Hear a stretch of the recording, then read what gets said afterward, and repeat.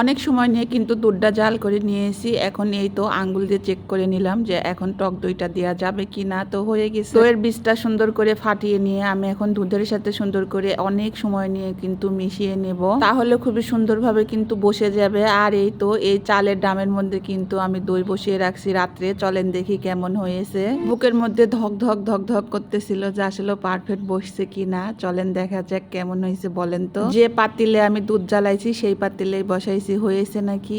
এই তো মাশাআল্লাহ মাশাআল্লাহ, একদম পারফেক্টলি কিন্তু বসে গেছে। এখন কোনো প্রকারের ফ্রিজে রাখা হবে না, সঙ্গে সঙ্গে খাওয়া হবে। যেহেতু সকালে এখনই আমি রুটি বানাইলাম, রুটি দিয়ে দই খেতে কিন্তু আমার খুবই ভালো লাগে। ইদানিং আমি শুধুমাত্র একা টক দই খাচ্ছি, বাসার সবাই আমার বাচ্চারা বলতেছে আম্মু আমাদের মিষ্টি দই বানিয়ে দাও। এই তো মিষ্টি দই বানানো শেষ, একটু ফ্রিজে রাখলে আরো একটু ভালো জমতো। সবকিছু পারফেক্টলি হলে কিন্তু যে কোনো পাত্রে দই জমে। এই তো দেখেন এখন আমি রুটি দিয়ে খাবো। মাশাআল্লাহ খুবই মজা হয়েছে, খুবই টেস্টি হয়েছে। আপনারাও এইভাবে ট্রাই করে দেখতে পারেন।